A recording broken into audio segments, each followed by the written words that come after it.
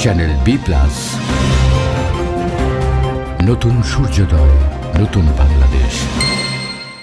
Supreme কোর্টের high court বিভাগে, high court বিভাগ থেকে গেলেন আপিল বিভাগে।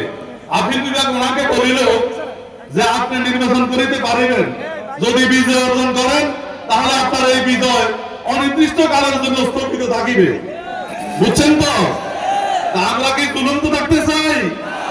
আমরা কি অন্ধকারে থাকতে চাই? আমরা আলোতে থাকতে চাই। আপনারা যদি অন্য প্রার্থীকে বিজয়ী করেন তাহলে এমপি পাবেন, আর যদি ইয়াসির আরাফাতকে বিজয়ী করেন তাহলে এমপি এবং মন্ত্রী দুটোই পাবেন। এখন আমরা কি চাই? যদি মন্ত্রী চাই তাহলে ইয়াসির আরাফাতকে ভোট দিতে হবে। আজকে কিছু বুদ্ধিজীবী বলে, ওই যে আমি মুক্তপুর বলছিলাম যে আক্কেল আলীর গল্প, গল্প এখন বলবো না। কিছু আক্কেল আলীরা বলে মহিলারা নাকি ভোট দিবে না। এই যে এখানে জিএস বসে আছেন, 5টি বিশ্ববিদ্যালয়ে এই দাঁড়িপাল্লা প্রতীকের পক্ষের লোকেরা যে বিজয়ী হয়েছে, ওই যে ছাত্রী হলে যারা থাকে ওরা কারা? মহিলা। ওই মহিলারা কি কম বুঝে?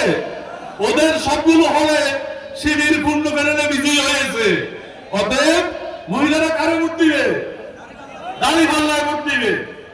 সম্মানিত ভাইরা, 40 বছরের নিচে যাদের বয়স, ওরা 71 রাজাকার, চাঁদাবাজ, এই সেই ওরা বিশ্বাস করে না। ওরা বিশ্বাস করে যে আমরা মামলা যা দেখি তা।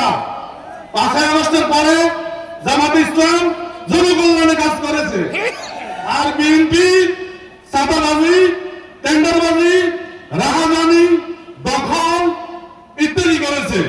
এখন জনগণ কারে ভোট দিবে? অতএব আসুন, ইনসাফের জন্য, ন্যায় নিবিষ্ট ন্যায় প্রতিষ্ঠার জন্য, জনকল্যাণমূলক রাষ্ট্র প্রতিষ্ঠার লক্ষ্যে এবং আমাদের নাঙ্গলকোটের হলফনামা অনুযায়ী হেভিওয়েট প্রার্থী ইয়াসির আরাফাতকে দাঁড়িপাল্লা মার্কায় ভোট দিয়ে বিজয়ী করে আমরা একটি ব্যতিক্রমী, ইনসাফ এবং শোষণমুক্ত রাষ্ট্র প্রতিষ্ঠা করি। আল্লাহ হাফেজ। বাংলাদেশ জিন্দাবাদ।